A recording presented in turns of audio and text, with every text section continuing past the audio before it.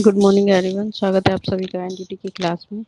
हम पढ़ रहे हैं नर्सेस स्कूल ऑर्गेनाइजेशन कम्युनिटी, जिसमें आज हम चैप्टर 4 शुरू करेंगे, जिसका नाम है करिकुलम यानी कि पाठ्यक्रम।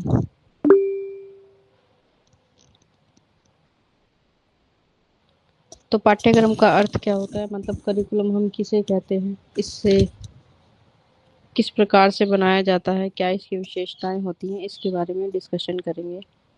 तो पाठ्यक्रम का अर्थ सबसे पहले हमें पता होना चाहिए कि पाठ्यक्रम कहते किसको हैं।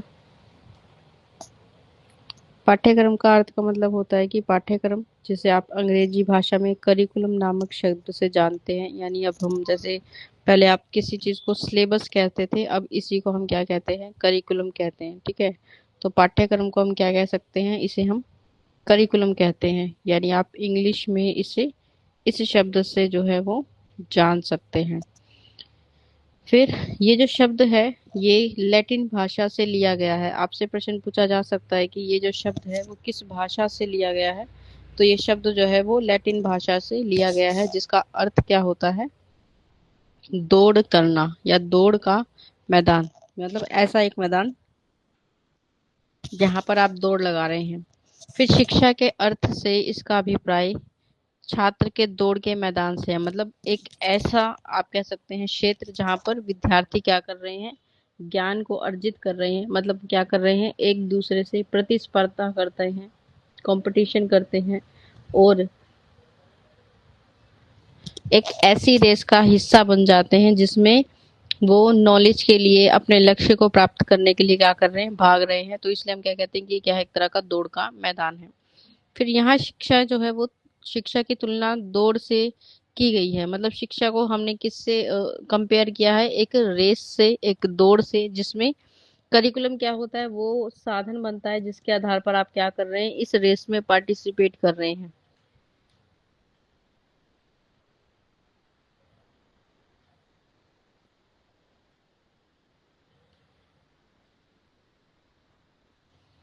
जिसमें पाठ्यक्रम उस दौड़ के मैदान को सदृश है जिसको पार करके एक दौड़ने वाला व्यक्ति अपने गंतव्य तक पहुंचता है। मतलब पाठ्यक्रम क्या है, वो साधन है जिसका इस्तेमाल करके आप क्या करते हैं, अपने लक्ष्य तक पहुंचते हैं, या फिर आपको अपने लक्ष्य तक पहुंचाने में सहायता करता है। दूसरे शब्दों में आप ये कह सकते हैं, पाठ्यक्रम क्या है, वो मार्ग है जिसका अनुसरण करके विद्यार्थी शिक्षा के लक्ष्यों को प्राप्त करता है। यानी जिस भी विद्यालय में, जिस भी स्कूल में, कॉलेज में आप भाग लेते हैं, एडमिशन लेते हैं, वहां पर जो भी आपको विषय पढ़ाए जाते हैं वो क्या करते हैं, वो शिक्षा में आपके लक्ष्य को निर्धारण करने में आपकी सहायता करते हैं। शिक्षा के 3 प्रमुख तत्व होते हैं, शिक्षक, विद्यार्थी और पाठ्यक्रम। यानी कि कभी भी जब आप बात करते हैं एजुकेशन प्रोसेस की, कि शिक्षा क्या है, शिक्षा एक प्रक्रिया है, और इस प्रक्रिया के लिए आपके पास 3 चीजों का होना बहुत आवश्यक है। एक तो शिक्षक यानी कि अध्यापक, दूसरा विद्यार्थी, और तीसरा क्या है, आपका पाठ्यक्रम, जिसे हम करिकुलम कहते हैं।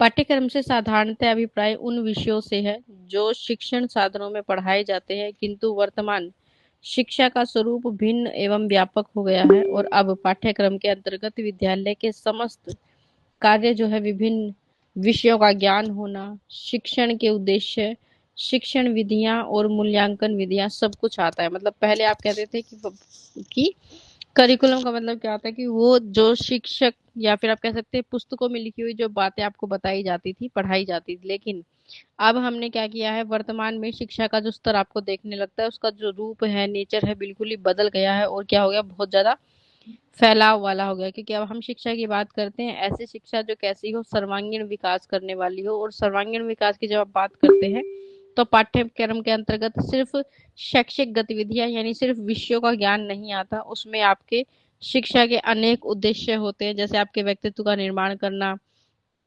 आपकी नॉलेज को, आपके ज्ञान को बढ़ावा देना, आपको एक अच्छे नागरिक के रूप में जो है आपका विकास करना, मोरल वैल्यूज आपके अंदर जो है सिखाने की कोशिश करना।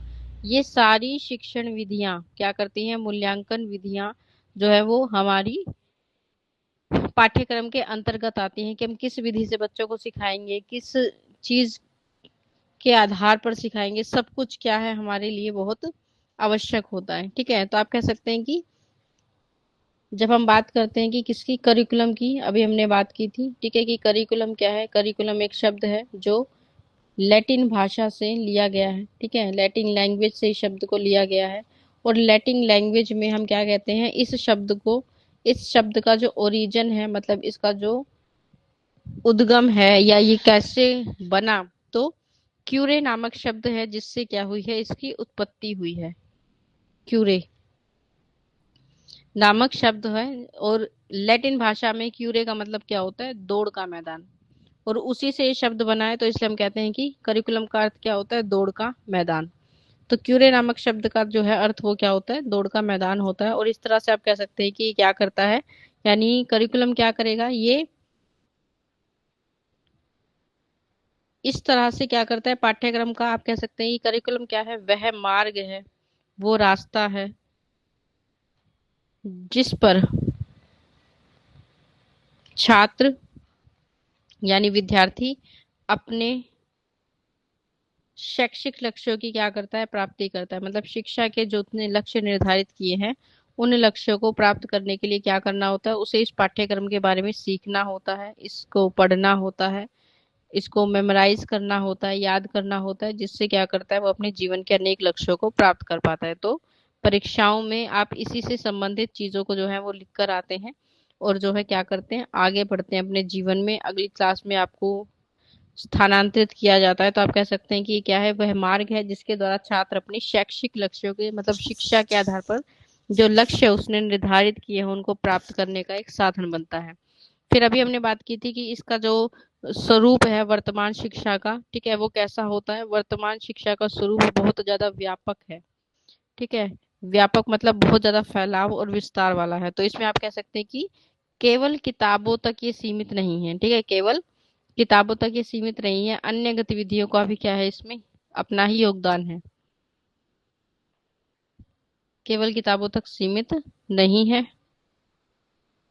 बल्कि स्कूल के अंदर और बाहर के सभी, ठीक है, व्यापक का मतलब होता है कि स्कूल के अंदर जो प्रोसेस हो रही हैं या जो एक्टिविटीज हो रही हैं, स्कूल की एक्टिविटीज हो रही हैं, इसके साथ साथ जो आउटडोर एक्टिविटीज हैं, मतलब आपके घर पर होने वाली जितनी भी गतिविधियां हैं, आपके आसपास के वातावरण में होने वाली गतिविधियां हैं, उन दोनों को क्या किया जाता है, नियोजित किया जाता है। मतलब उन दोनों को क्या किया जाता है, अरेंज किया जाता है। उन दोनों के लिए क्या दिया जाता है, आपको निर्देशन दिया जाता है, गाइडेंस दी जाती है कि किस तरह से आपको अपने विद्यालय में गतिविधियों के साथ खुद को लगना है, और कैसे आपको विद्यालय के बाहर अपने सही समय का सदुपयोग करना है। तो जब छात्र इन सब प्रकार की गतिविधियों में क्या करता है, अपने आप को उसको नियोजित कर लिया जाता है, मतलब उसके लिए आप कह सकते हैं कि क्या बना दी जाती है, एक डायरेक्शन बना दी जाती है कि आपको इसी डायरेक्शन में क्या करना है, चलना है, अगर आप उचित और सही लक्ष्य को प्राप्त करना चाहते हैं, ठीक है। तो ये क्या करेगा,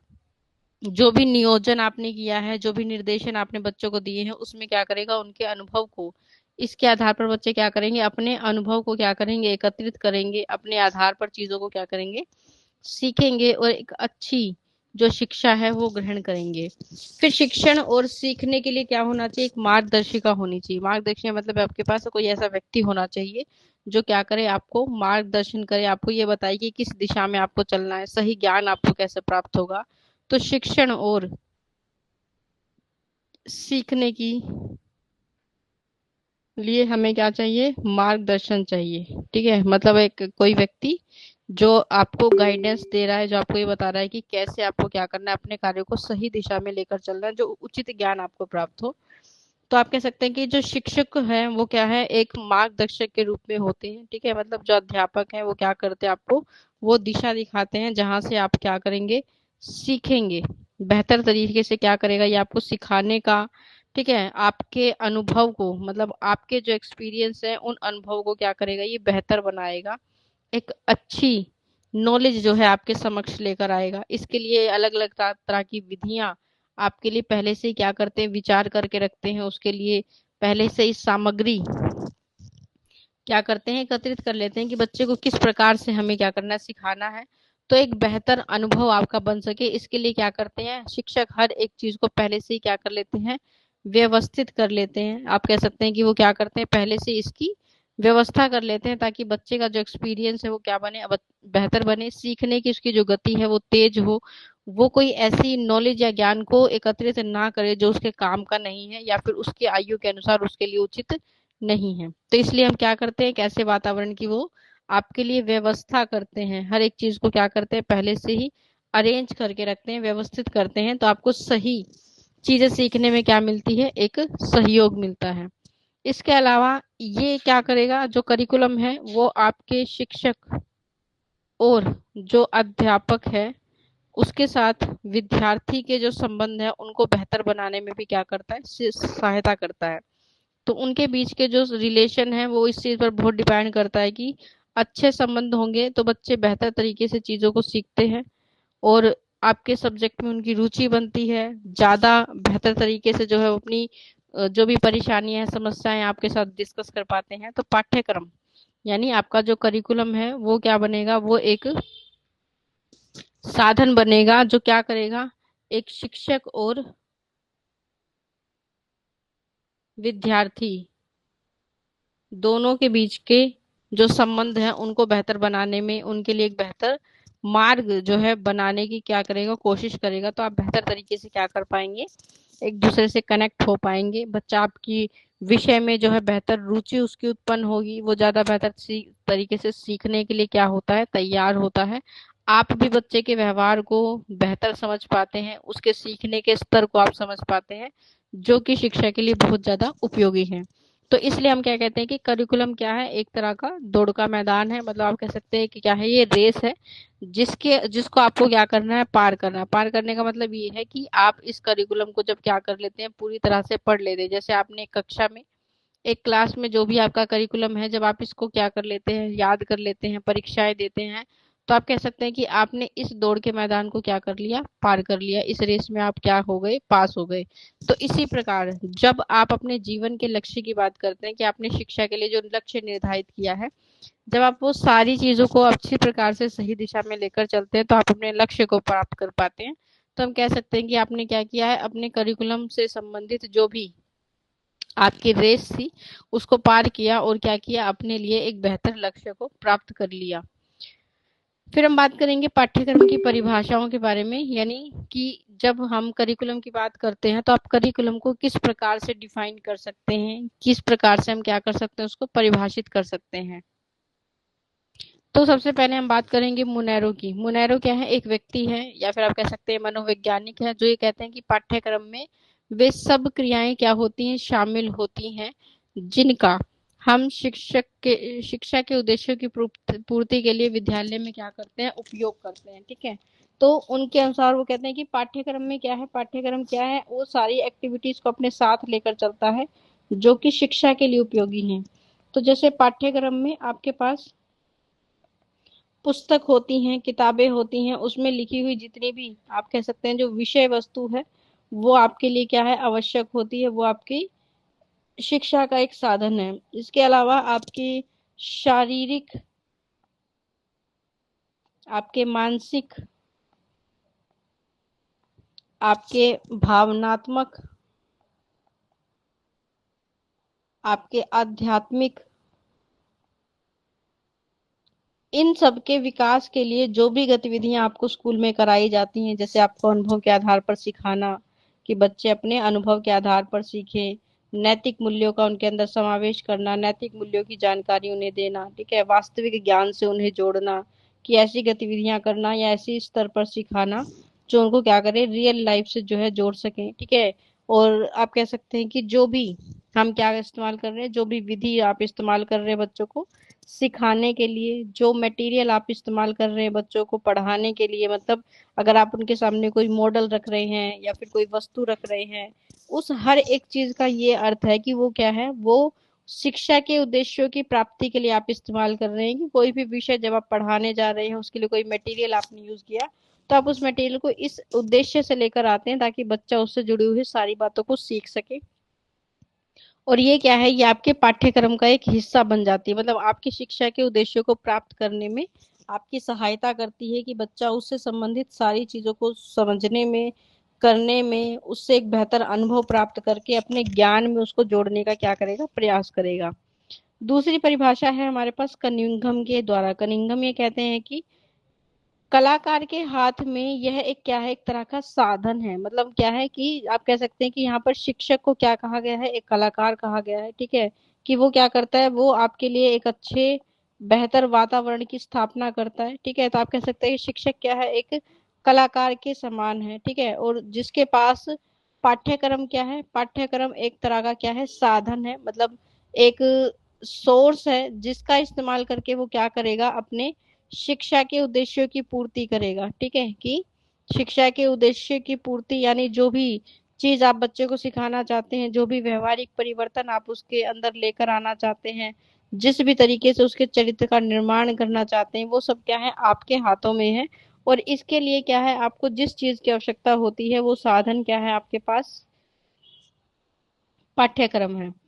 तो जिससे वह पदार्थ को आदर्श उद्देश्य के अनुसार अपने स्टूडियो में ढाल सकता है। मतलब उस वो क्या कर सकता है, व्यक्ति को अपने आधार पर कैसी शिक्षा आपको देनी है वो आप डिसाइड करते हैं, क्या बच्चे को सिखाना है वो अध्यापक डिसाइड करता है। तो आप कह सकते हैं कि कनिंघम ये कहना चाहते हैं कि जैसे कोई कलाकार है, किसी भी रंगों का इस्तेमाल करके वो क्या करता है, एक ऐसी वस्तु या एक ऐसी ड्राइंग बनाने की कोशिश करता है जो आपको प्रकृति के बारे में या किसी चीज के बारे में ज्ञान कराती है। तो इसी प्रकार अध्यापक भी क्या करता है, वो एक कलाकार के समान होता है। ठीक है, और उसके पास साधन के रूप में क्या है, साधन के रूप में पाठ्यक्रम है, जिसका इस्तेमाल करके वो क्या करेगा, बच्चों के प्रति जो भी उसके आदर्श उद्देश्य हैं कि बच्चों को कैसा ज्ञान हमें देना है, किस प्रकार के अनुभव के द्वारा उसको सिखाना है, उस अनुसार क्या करेगा, वैसा वातावरण बनाएगा। और उस वातावरण के अनुसार बच्चे क्या है, स्वाभाविक रूप से व्यवहारिक ज्ञान को क्या करेंगे, प्राप्त कर पाएंगे। तो इसी को हम क्या कहते हैं, पाठ्यक्रम कहते हैं। फिर हम बात करेंगे पाठ्यक्रम को प्रभावित करने वाले कुछ घटक के बारे में। यानी हर चीज को क्या है, हमारा बाहरी वातावरण या हमारे पास के जो चीजें हैं वो क्या करती है, उसको प्रभावित करती हैं। तो पाठ्यक्रम को प्रभावित करने वाले कारक की जब हम बात करते हैं, तो पाठ्यक्रम का क्या संपादन, मतलब पाठ्यक्रम का इस्तेमाल हम शैक्षिक और सामाजिक परिस्थितियों में किया जाता है। हम क्या करते हैं, पाठ्यक्रम को इस आधार पर बनाया जाता है कि जब भी पाठ्यक्रम का क्या होगा, निर्माण होगा, तो पाठ्यक्रम किस आधार पर बनाया जाएगा, आपकी आवश्यकताओं के आधार पर बनाया जाएगा कि बच्चे को किस स्तर पर क्या सीखने की आवश्यकता है या फिर उसका मानसिक स्तर क्या है, किस प्रकार का ज्ञान हमें उसको देना चाहिए, तो वो उसकी आवश्यकता कहलाती है। फिर हम सामाजिक परिस्थितियों के अनुसार कि हमारे समाज की जो आवश्यकताएं हैं, उन आवश्यकताओं को ध्यान में रखकर भी पाठ्यक्रम का निर्माण करते हैं। तो आप कह सकते हैं कि पाठ्यक्रम को जब भी हम क्या करते हैं, बनाते हैं, तो उसको शैक्षिक और सामाजिक परिस्थितियों का समावेश आपको देखने को मिलता है कि वो आपकी आज की जरूरतों को तो पूरा करेगा ही करेगा, लेकिन आने वाले समय में भविष्य में भी आपकी आवश्यकताओं का ध्यान रखा जाएगा। तो इसके लिए इसलिए शैक्षिक और सामाजिक घटक पाठ्यक्रम को क्या करते हैं, प्रभावित करते हैं। मतलब शिक्षा में कोई भी बदलाव आएगा तो पाठ्यक्रम को प्रभावित करेगा, ऐसे ही समाज में कोई बदलाव आएगा तो भी वो पाठ्यक्रम को क्या करेगा, प्रभावित करेगा।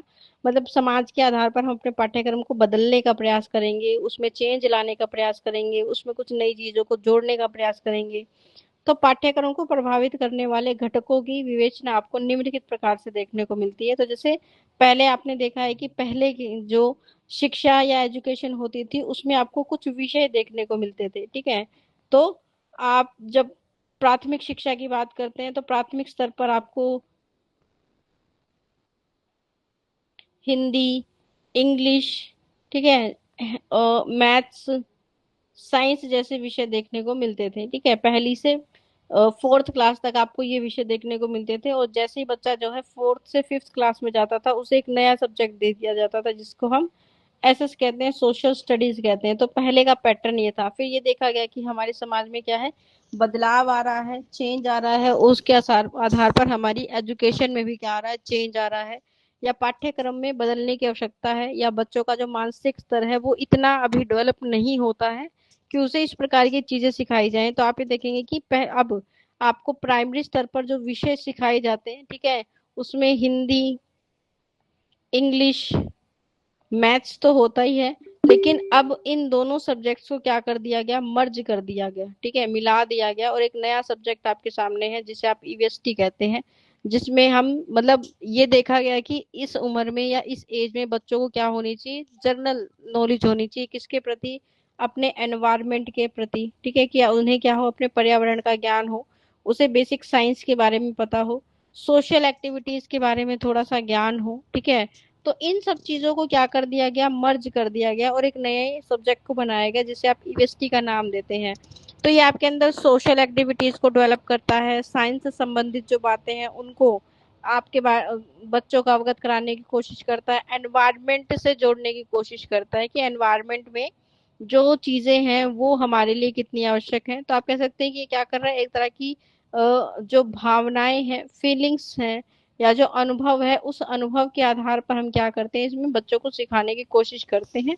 और फर्दर आप देखेंगे कि आगे आगे और बदलाव और चेंजेस आपको देखने को मिले। तो इस प्रकार से आप कह सकते हैं कि जो भी बदलाव आपकी आवश्यकताओं में आता है या फिर समाज में आता है, उस आधार पर क्या होगा, आपके पाठ्यक्रम में परिवर्तन देखने को मिलेगा और शिक्षा क्या करती है, उस परिवर्तन को अपनाती है। तो इस आधार पर आप कह सकते हैं कि सबसे पहला जो प्रभाव पड़ता है किसका, शिक्षा व्यवस्था का पड़ता है। कि शिक्षा की जो व्यवस्था है, मतलब आपके लिए जो शिक्षा की अरेंजमेंट की जाती है, उसमें क्या पड़ेगा, पाठ्यक्रम का प्रभाव उस पर पड़ेगा या उसका प्रभाव पाठ्यक्रम पर पड़ेगा। तो शिक्षा के इतिहास में ये विविध होता है कि अतीत काल से ही शिक्षा व्यवस्था और पाठ्यक्रम का क्या है, दोनों का गहरा संबंध है। कि पहले जो शिक्षा की व्यवस्था थी, उस व्यवस्था के आधार पर आपका पाठ्यक्रम अलग होता था, ठीक है। तो पहले की जब आप बात करते हैं प्राचीन काल की, जिसमें हम कह रहे हैं अतीत की बात कर रहे हैं या प्राचीन काल की बात कर रहे हैं, तो उसमें आपने देखा है कि जब शिक्षा की बात होती थी तो वहां पर गुरुकुल जैसे विद्यालय आपको देखने को मिलेगा, गुरुकुल प्रथा आप दे सकते हैं पाई जाती थी, जहां पर व्यक्ति को हर तरह के ज्ञान की, ठीक है, अस्त्रों की ज्ञान भी उन्हें दिया जाता था, उन्हें शस्त्रों का ज्ञान भी दिया जाता था, और उन्हें वैदिक ज्ञान भी दिया जाता था, शास्त्रों की नॉलेज उन्हें दी जाती थी। क्योंकि वो उस समय की शिक्षा की आवश्यकता थी, वो उस समय के लिए क्या था, बहुत ज्यादा जरूरी था। लेकिन जैसे जैसे आपने परिवर्तन देखा, इस प्रकार की शिक्षा जो है वो क्या हो गई है, अब समाप्त हो गई है। एक नया रूप आपको शिक्षा को देखने को मिलता है और ये एक दूसरे को क्या करते हैं, प्रभावित करते हैं, ठीक है।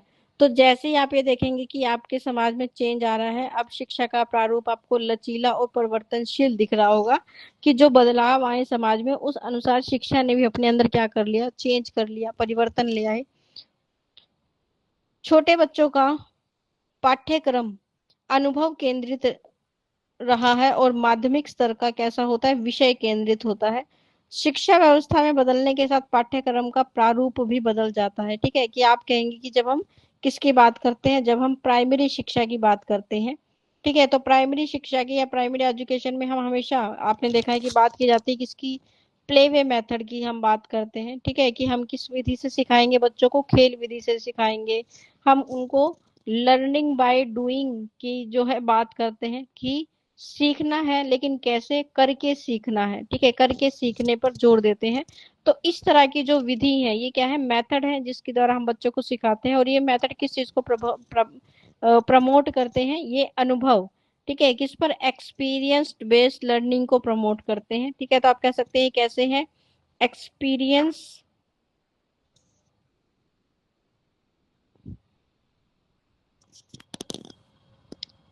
एक्सपीरियंस सेंटर्ड करिकुलम, आप इसे कह सकते हैं कि किस पर आधारित है, अनुभव आधारित या अनुभव केंद्रित कैसा है, पाठ्यक्रम है। फिर जब आप बात करते हैं किसकी, मिडिल एजुकेशन की, माध्यमिक शिक्षा की,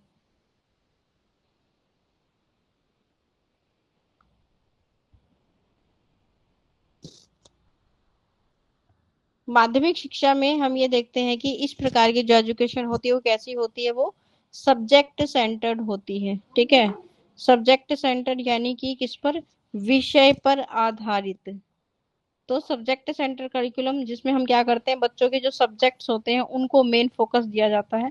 और ऐसी शिक्षा में हम ये देखते हैं कि बच्चों को ज्यादा अनुभव के आधार पर नहीं, बच्चों को विषयों का ज्ञान कराया जाता है। तो उसमें आप ये देखेंगे कि जो एक्सपेरिमेंट मेथड है उनका इस्तेमाल किया जाता है, डेमोन्स्ट्रेशन मेथड का इस्तेमाल किया जाता है, कि बच्चों को दिखाया जाएगा, उनको ब्रीफली बताया जाता है, ठीक है। तो इस प्रकार की शिक्षा व्यवस्था आपको देखने को मिलती है। तो अलग अलग आप ये देखेंगे, जैसे ही शिक्षा का स्तर बदल रहा है, उनका सीखने का जो पाठ्यक्रम है उसमें बदलाव हो रहा है। तो आप कह सकते हैं कि शिक्षा व्यवस्था के बदलने पर जो हमारा करिकुलम है, पाठ्यक्रम है, उसकी व्यवस्था जो है वो बदल जाती है। दूसरा प्रभाव पड़ता है किसका, हमारी परीक्षा प्रणाली का, कि आप जो इवैल्यूएशन है वो किस माध्यम से कर रहे हैं। तो परीक्षा प्रणाली आपको ये बताती है कि परीक्षाओं का पैटर्न कैसा होना चाहिए। परीक्षा प्रणाली पाठ्यक्रम को क्या करती है, प्रभावित करती है। निबंधात्मक परीक्षा पाठ्यक्रम का स्वरूप वस्तुनिष्ठ परीक्षा से बिल्कुल ही जो है भिन्न होता है। मतलब ऐसी परीक्षाएं या ऐसे एग्जाम्स, एक तो आपके पास एग्जाम्स होते हैं किसमें, कि जिसमें हम बात करते हैं आपके पास एमसीक्यूज टाइप क्वेश्चन होते हैं, ठीक है, वस्तुनिष्ठ, जिसके पास जिसमें आपके पास 4 ऑप्शन है। तो जब परीक्षाएं इस प्रकार से होती हैं तो हम डीप नॉलेज की बात करते हैं, ठीक है। लोगों को लगता है कि ये प्रश्न जो है बहुत आसान होते हैं, ऑप्शन आएगा तो हम जल्दी से लेंगे, लेकिन इसके लिए क्या होता है, आपको हर एक चीज को या पाठ्यक्रम को क्या होता है, ध्यान पूर्वक पढ़ना होता है, क्योंकि कहीं से ही प्रश्न पूछा जाता है। दूसरी परीक्षा प्रणाली होती है कैसी, निबंधात्मक प्रणाली, जिसमें हमारे पास क्या होते हैं, लॉन्ग आंसर टाइप क्वेश्चन आपके पास आते हैं। मतलब रिटर्न आपके पास लॉन्ग आंसर टाइप प्रश्न आपके पास आएंगे, मतलब बड़े बड़े प्रश्न आपसे पूछे जाते हैं, जिसमें आप क्या करते हैं, उनका उत्तर देते हैं। और उस उत्तर को देने के लिए मतलब आप कह सकते हैं कि कोई चीज कैसे प्रारंभ हुई, कैसे कार्य करेगी, हर एक चीज को इसमें आपको क्या करना होता है, एक्सप्लेन करना होता है। इसके बहुत सारे प्रकार होते हैं, ठीक है। आपने देखा होगा कि लघु होते हैं, और कुछ शब्दों में लिखने के होते हैं, और कुछ बहुत ही ज्यादा लॉन्ग होते हैं। तो इस आधार पर कि आपका परीक्षा का स्वरूप कैसा है, इस आधार पर भी क्या है, वस्तुनिष्ठ परीक्षा में पाठ्यक्रम के सूक्ष्म पाठ्यक्रम से भी प्रश्न पूछे जाते हैं। मतलब हर एक लाइन से आपसे क्या बन सकता है, प्रश्न पूछा जा सकता है। तो इस प्रकार की जो परीक्षा प्रणाली होती है, या फिर जो निबंधात्मक परीक्षा है, जिसमें है क्या है, आपको व्यापक स्वरूप, मतलब एक छोटा सा क्वेश्चन होगा, लेकिन उस छोटे से क्वेश्चन में आपको बहुत सारी बातें लिखनी होती हैं। और ऐसे जब प्रश्न पूछे जाते हैं तो इसे हम क्या कहते हैं, निबंधात्मक परीक्षा का रूप बोलते हैं। जो उच्च उद्देश्यों का मापन अगर आपको करना है, मतलब अगर आपको क्या करने हैं, ऐसे लक्ष्य आपको देखने हैं जो बच्चे ने लंबे समय के लिए बनाए हो, तो उसके लिए हम क्या करते हैं, निबंधात्मक परीक्षाएं लेते हैं। जबकि वस्तुनिष्ठ परीक्षा क्या करते हैं, हमारे छोटे छोटे उद्देश्यों को पूरा करते हैं। मतलब माइन्यूट नॉलेज को ये क्या करते हैं, कैलकुलेट करते हैं कि क्या इस चीज का ज्ञान है बच्चे को। तो जैसे किसी चीज की परिभाषा देना, ठीक है, तो परिभाषा देने में हम अपनी परिभाषा को किसी भी तरह से आगे पीछे मोड़ सकते हैं, लेकिन जब हम वस्तुनिष्ठ की बात करते हैं, वहां पर हर एक चीज का एक ही उत्तर होता है, ठीक है, उसे आप घुमा फिरा नहीं सकते, या फिर उसे आप परिवर्तित नहीं कर सकते अपने आधार पर। तो वो क्या करती है, आपके निम्न उद्देश्यों का मापन करती है, ठीक है। तो परीक्षा प्रणाली भी क्या करती है, आपके पाठ्यक्रम को प्रभावित करती है।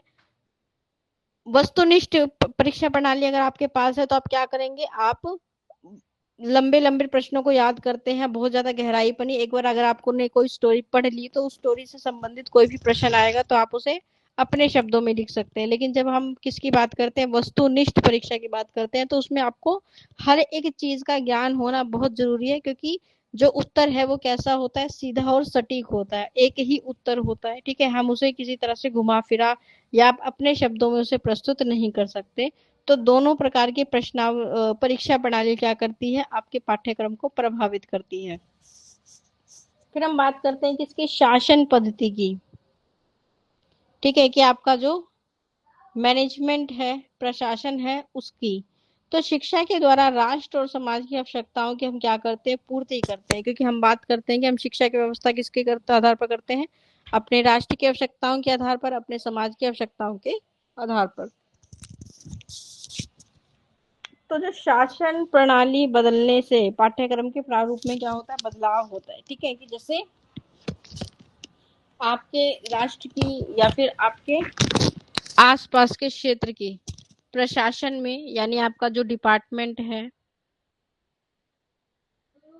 डिपार्टमेंट में जो भी आपके उच्च अधिकारी हो सकते हैं उनका, या फिर आपकी जो सरकार है, आपकी जो गवर्नमेंट है, उस पर, उसमें जो भी आपका प्रशासन आप कह सकते हैं, ठीक है। गवर्नमेंट में क्या हो सकता है कि प्रशासन, क्योंकि बहुत सारे डिपार्टमेंट एक साथ हम लेकर चलते हैं, तो जो गवर्नमेंट में हमारा प्रशासन है अगर वो बदल रहा है, इन दोनों के बदलने से क्या बदलती है, आपकी शिक्षा प्रणाली बदलती है। ठीक है, आपका करिकुलम बदलता है, शिक्षा को देने का तरीका बदलता है, शिक्षा की जो प्रोसेस है वो चेंज हो सकती है। कैसे कि हो सकता है कि जो व्यक्ति आ रहा है वो एक अलग रूप शिक्षा का लाना चाहता हो। ठीक है, तो जैसे आपके क्षेत्र में जो भी शिक्षा व्यवस्था लागू की गई है वो आपके राज्य के आधार पर कि आपके राज्य की आवश्यकताएं क्या हैं, आपके समाज की आवश्यकताएं क्या हैं, आपको आपकी भाषा में सिखाया जाता है। ठीक है, तो ये क्या है, हमारा शासन प्रणाली के आधार पर पाठ्यक्रम के प्रारूप को बदलने का रूप हम कह सकते हैं।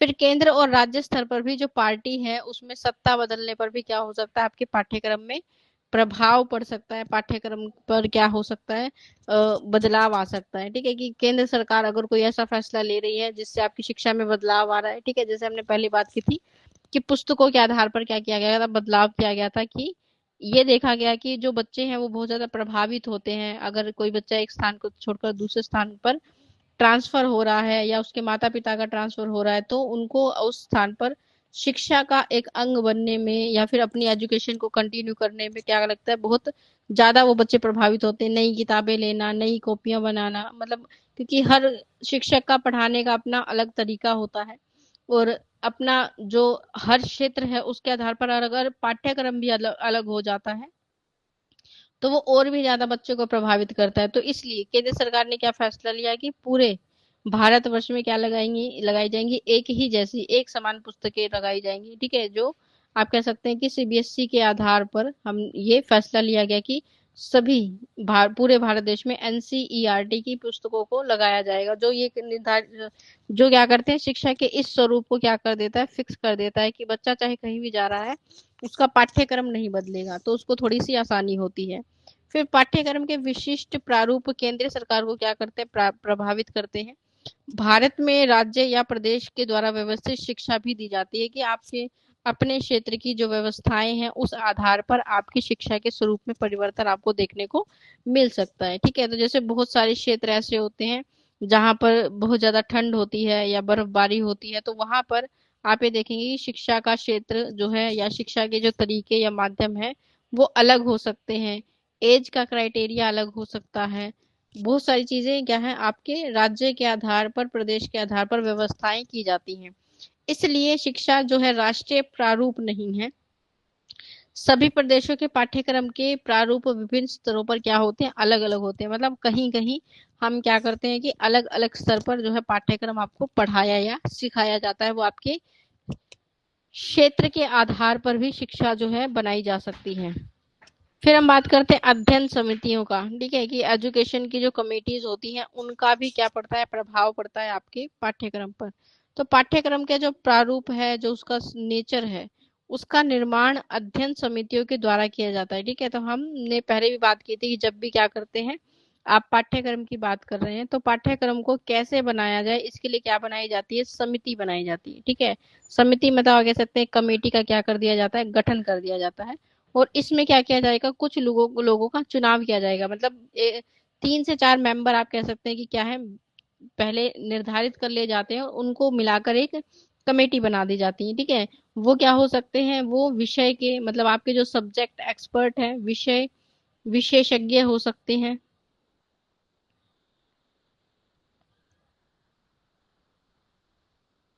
जिन्हें अपने सब्जेक्ट की क्या होती है, विशेष नॉलेज होती है, तो विशेषज्ञ हो सकते हैं। ठीक है, समाज सेवक हो सकते हैं कि समाज के आधार पर वो क्या कर रहे हैं, काम कर रहे हैं। ठीक है, या फिर आप कह सकते हैं जो मनोवैज्ञानिक हो सकते हैं। ठीक है, कि उनको हमने क्या किया, इसका हिस्सा बना लिया कि वो अपने आधार पर क्या करें, पाठ्यक्रम को बनाने में सहायता करें। तो मनोवैज्ञानिक या मनोविज्ञान में जो व्यक्ति जुड़े हुए हैं, दार्शनिक यानी दर्शन के आधार पर जो फिलोसफर्स होते हैं उनको इसका हिस्सा बनाया जा सकता है।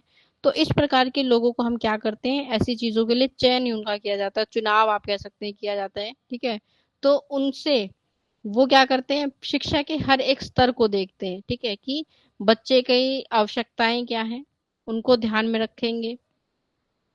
स्पेशली वो एज ग्रुप को, आयु का स्तर जरूर ध्यान रखेंगे कि किस आयु स्तर पर बच्चे की मानसिक या फिर सीखने की स्तर क्या होती है, उस आधार पर उन्हें उनके लिए पाठ्यक्रम बनाया जाएगा।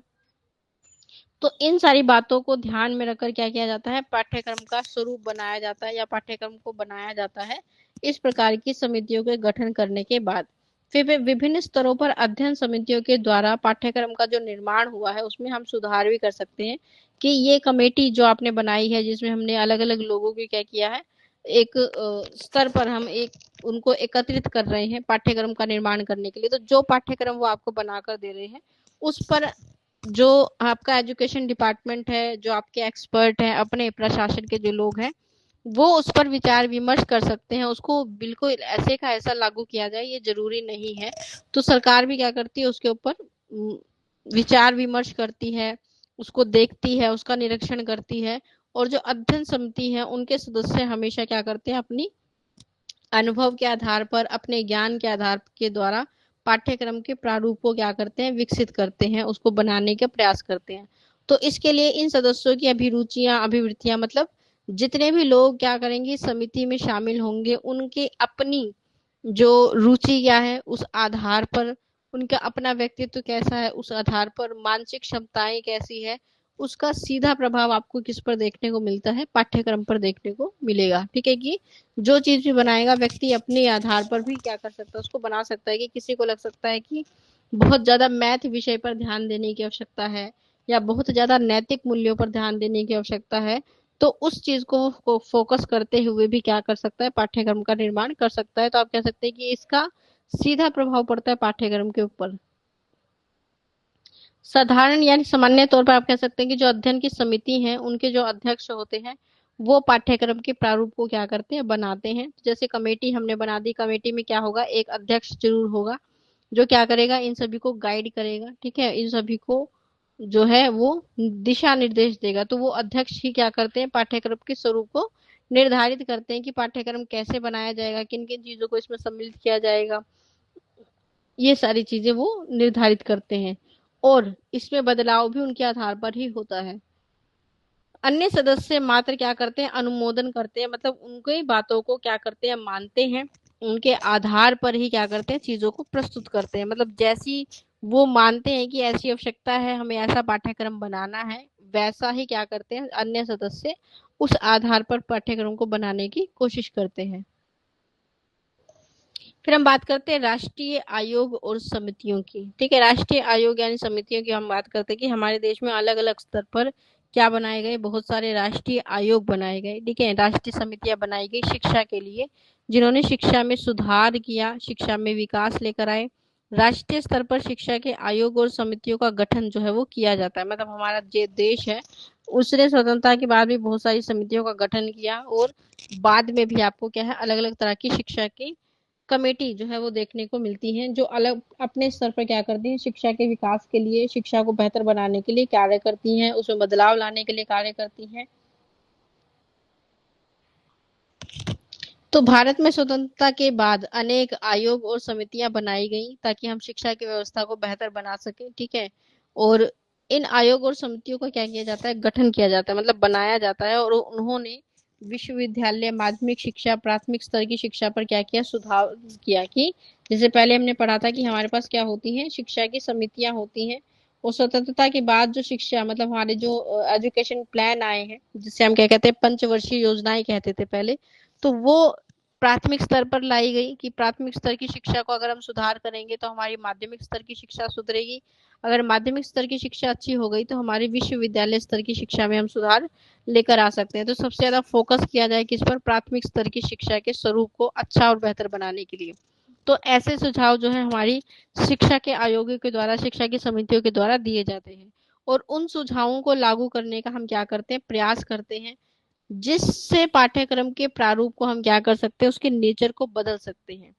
राष्ट्रीय शिक्षा नीति में व्यावसायिक शिक्षा को अधिक महत्व दिया जाता है। मतलब राष्ट्र में शिक्षा नीति या फिर हमारी जो एजुकेशन पॉलिसी है, उन्होंने ये देखा कि हमारे देश में जो वोकेशनल एजुकेशन है उसको भी हमें क्या देना चाहिए, इंपॉर्टेंस देनी चाहिए, महत्व देना चाहिए। क्योंकि उन्होंने ये देखा कि एक स्तर के बाद बहुत सारे बच्चे ऐसे हैं जो क्या कर रहे हैं, अपनी शिक्षा को छोड़ देते हैं। ठीक है, ऐसा नहीं कि वो अपने आप से छोड़ देते हैं, ठीक है, कि शिक्षा को छोड़ने के बहुत सारे हैं। तो आप कह सकते हैं कि उन्होंने ये देखा कि जो बच्चे एड स्कूल में एडमिशन लेते हैं बहुत सारे बच्चे क्या कर लेते हैं, ड्रॉप आउट कर लेते हैं। ठीक है, ड्रॉप आउट का मतलब होता है कि एक स्तर के बाद शिक्षा को छोड़ देना। तो बहुत सारे बच्चे 5वीं के बाद शिक्षा छोड़ देते हैं, बहुत सारे बच्चे 8वीं के बाद, कुछ बच्चे 10वीं के बाद शिक्षा छोड़ देते हैं, कुछ 12वीं के बाद।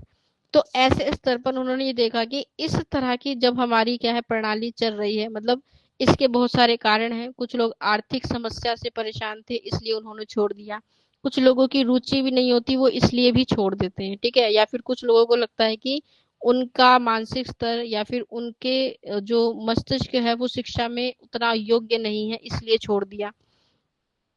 फिर कुछ लोग क्या होते हैं, अपनी पारिवारिक समस्याओं के कारण छोड़ दिया हो। ठीक है, बहुत सारे ऐसे कारण हो सकते हैं जिसके कारण उनकी जो पढ़ाई है वो छूट जाती है।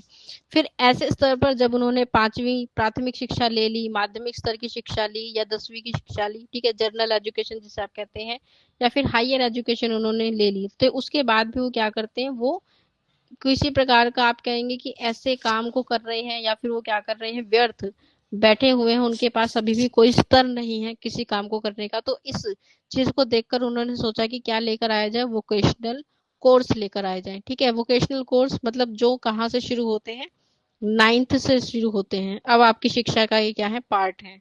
तो 9th से लेकर 12th तक क्या लेकर आए गए, वोकेशनल कोर्स जिसे आप कहते हैं व्यवसायिक। व्यवसायिक शिक्षा को क्या दिया गया, महत्व। तो इस स्तर पर आपने देखा है कि बहुत सारे स्कूलों में आपको पीसीएस जैसे, ब्यूटी एंड वेलनेस जैसे, आईटी कंप्यूटर के सब्जेक्ट्स आपको देखने को मिलते हैं, कंप्यूटर साइंस आपको देखने को मिलती है। ठीक है, और इन सब चीजों को अगर आप, ये भी एक तरह के सब्जेक्ट हैं, इनमें अगर आप क्या करते हैं, एडमिशन लेते हैं या फिर इसे अपने सब्जेक्ट का एक रूप बना लेते हैं, तो आप 10वीं करने के बाद आपको 2 वर्ष के लिए क्या मिलता है, इस चीज का सर्टिफिकेट मिलता है। ठीक है, क्या मिलेगा आपको, एक सर्टिफिकेट मिलेगा जो ये बताता है कि आप इस क्षेत्र में व्यवसाय करने के क्या है, योग्य हैं, आप अपना व्यवसाय खोल सकते हैं। या आप किसी कंपनी में, जैसे आईटी की क्या होती है, कंपनी होती है, ब्यूटी वेलनेस की कंपनी होती है, जो आपको अलग अलग स्तर पर आपकी एजुकेशन के आधार पर जॉब दिलवाती है। ठीक है, जॉब फेयर भी इनके लिए क्या किए जाते हैं, वो लगाए जाते हैं, जो व्यवसाय में आप अलग अलग कंपनियों के द्वारा जो है क्या है, आपका चयन हो सकता है। तो इसलिए माध्यमिक स्तर पर व्यवसायिक पाठ्यक्रम को क्या किया गया, प्रारूप को विकसित किया गया। शिक्षा के आयोगों और समितियों के सुझाव के आधार पर हमने क्या किया, अपने पाठ्यक्रम के प्रारूप को बदल लिया, उसमें क्या लेकर आए, चेंज लेकर आए। ठीक है, तो ऐसी बहुत सारी हमने क्या देखी है, पॉलिसी देखी है जो क्या करती है, हमारी शिक्षा के क्षेत्र में बदलाव लेकर आती है। ठीक है, तो जैसे आपने बहुत सारी पॉलिसी के नाम सुने होंगे, जैसे एक होती है एनईपी, 1986 में ये पॉलिसी आई थी जिसे हम कहते हैं राष्ट्रीय शिक्षा नीति। 1986 में इसको लाया गया था। ठीक है, अभी लेटेस्ट आपको देखने को मिलती है कौन सी, एनईपी 2020। ठीक है, जिसने क्या कहा, जिसने आप कह सकते हैं कि इन्होंने क्या कहा कि हमें अपनी शिक्षा प्रणाली में क्या करना चाहिए, फिर से सुधार लेकर आना चाहिए, उससे फिर से बदलना चाहिए। अब हम अपनी शिक्षा प्रणाली में कौन सा 5+3+3+4 शिक्षा का जो एजुकेशन सिस्टम जो है ये लागू करने वाले हैं। ठीक है, तो ये इनका उद्देश्य है, यानी आप कह सकते हैं लक्ष्य है कि 2030 तक इस प्रकार की शिक्षा प्रणाली जो है वो लेकर आएंगे। ठीक है, इस प्रकार इसको हम क्या कहते हैं, एजुकेशन सिस्टम। ठीक है, क्या होगा इसमें, इसमें ये होगा कि जैसे पहली से 5वीं तक क्या होती है, आपकी प्राइमरी एजुकेशन होती है, जैसे कि अभी आपको देखने को मिलती है। ठीक है, फिर उसके बाद क्या होता है,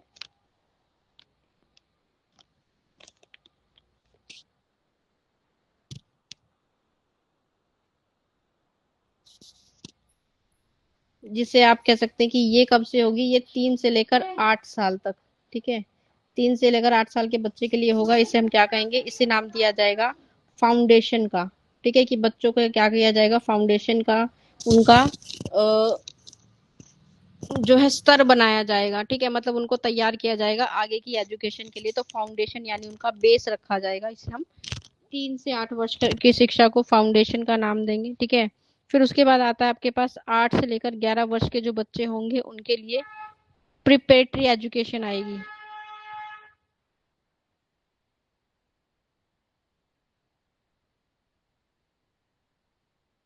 से 14 वर्ष के बच्चों के लिए मिडिल एजुकेशन का की व्यवस्था की जाएगी, जिसे माध्यमिक स्तर की शिक्षा कहा जाता है। और 14 से लेकर 18 वर्ष के जो बच्चे होंगे उनके लिए सेकेंडरी एजुकेशन की व्यवस्था की जाएगी। तो जैसे अभी आपको देखने को मिलता है कि क्या पहले हमारा 5 वर्ष प्राइमरी शिक्षा होती है, फिर 3 वर्ष हम माध्यमिक स्तर 8वीं तक की शिक्षा लेते हैं, ठीक है, ये पहली से लेकर 5वीं तक होती है। फिर ये 6ठी से 8वीं तक होती है। फिर आप 2 वर्ष 9वीं और 10वीं की शिक्षा लेते हैं। और फिर से क्या होता है, +2 आपने देखा है कि 11 से लेकर 12वीं तक की शिक्षा। तो ये पैटर्न अभी हम क्या कर रहे हैं, फॉलो कर रहे हैं। लेकिन जल्द ही आपको 2020 की नेशनल एजुकेशन पॉलिसी के आधार पर ये सिस्टम जो है एजुकेशन का देखने को मिल सकता है। तो इस प्रकार से अलग अलग तरह की शिक्षा प्रणाली आपको देखने को मिलती है, ऐसी बहुत सारी। तो जब राष्ट्रीय शिक्षा नीति आई थी, ये भारत की पहली शिक्षा नीति आप कह सकते हैं थी, जिसमें राजीव गांधी सरकार जो है वो इसे चला रही थी। और उन्होंने सोचा कि जो हमारे ग्रामीण क्षेत्र हैं उन तक शिक्षा पहुंचाने का हम क्या करेंगे, कार्य करेंगे। तो ग्रामीण क्षेत्रों तक एजुकेशन को डेवलप करने का इन्होंने उद्देश्य रखा था। ऐसे बहुत सारी शिक्षा नीतियां समय समय पर आती रहती हैं, ठीक है, और अलग अलग तरह के बदलाव जो है वो लेकर आते हैं। फिर है सामाजिक परिवर्तन, कि समाज में क्या होना चाहिए, परिवर्तन होना चाहिए। पाठ्यक्रम में अगर परिवर्तन हो रहा है तो उसका प्रभाव आपके समाज पर पड़ेगा। अगर समाज में परिवर्तन हो रहा है तो उसका प्रभाव आपके पाठ्यक्रम पर पड़ेगा। तो सामाजिक परिवर्तन से अधिक परिवर्तन की गति तीव्र होती है, ठीक है, मतलब सामाजिक परिवर्तन जो है उससे ज्यादा तीव्र क्या होता है, हमारा आर्थिक परिवर्तन होता है, ठीक है, मतलब कि व्यय करना, तो उसकी गति और भी तेजी से बढ़ती है। तो इसलिए ये आर्थिक और भौतिक परिवर्तन भी पाठ्यक्रम को क्या करते हैं, प्रभावित करते हैं। कि अगर आर्थिक रूप से आपके देश में चीजें बदल रही हैं तो आपका पाठ्यक्रम प्रभावित होगा। भौतिक रूप से संसाधनों के आधार पर अगर पाठ्यक्रम बदल रहा है तो भी आपका देश क्या होगा, प्रभावित होगा। तो पाठ्यक्रम के साथ तकनीकी के प्रशिक्षण जैसे कंप्यूटर आदि को भी हमने क्या किया, एक सब्जेक्ट के रूप में शामिल कर लिया। ये भी हमारी क्या बन गई, क्योंकि हमारे समाज की आवश्यकता थी कंप्यूटर, इसलिए हमारे शिक्षा का क्या बन गई, एक विषय बन गई। पाठ्यक्रम विकसित किए जा रहे हैं, मतलब आपको देखने को मिलता है कि अलग अलग तरह के सब्जेक्ट अब आपको अपने सिलेबस में ऐड करने को देखने को मिलते हैं। आप तो अपनी एजुकेशन को लगभग 12वीं तक पूरे कर चुके हैं, लेकिन अब आप जब देखेंगे प्राइमरी क्षेत्र में तो बहुत सारी चीजें जो है उसमें और ऐड कर दी गई हैं। जैसे कि मोरल वैल्यूज की किताबें बच्चों को लगवाई जाती हैं, ठीक है, रीजनिंग की बुक उन्हें लगवाई जाती है, क्योंकि आज की शिक्षा का लिए क्या है, ये बहुत ज्यादा जरूरी है। जीके जनरल नॉलेज की किताब उन्हें लगवाई जाती है हर स्तर के लिए। और इनको क्या किया गया है, एक सब्जेक्ट के रूप में ऐड कर दिया गया है, ठीक है। और कंप्यूटर तो इसका हिस्सा है ही, जो बहुत पहले ही क्या कर दिया गया था, ऐड कर दिया था, क्योंकि वो भी हमारे समाज की आवश्यकता है। तो इस तरह से शिक्षा के अंतर्गत दूरवर्ती शिक्षा प्रणाली का क्या हुआ है, विकास हुआ है। कि हम दूर से भी एजुकेशन, जैसे ऑनलाइन एजुकेशन सिस्टम अब आ चुका है, आप दूर बैठकर भी शिक्षा को ग्रहण कर सकते हैं। पहले जो बच्चे ये सोचकर शिक्षा छोड़ देते थे कि घर से माता पिता जाने नहीं देते या फिर उनके पास समय नहीं है, वो भी अब क्या कर सकते हैं, अपनी शिक्षा को कंटिन्यू कर सकते हैं। डिस्टेंस एजुकेशन की बहुत सारे लोग ऐसे होते हैं जो पढ़ना चाहते हैं, लेकिन वो इसलिए नहीं पढ़ पाते क्योंकि उन्हें अपने घर की आर्थिक जिम्मेदारियां पूरी करनी होती है। तो वो अपनी जॉब के साथ साथ डिस्टेंस एजुकेशन का क्या बन सकते हैं, स्कूल कर सकते हैं, कॉलेज कर सकते हैं, ग्रेजुएशन कर सकते हैं ना।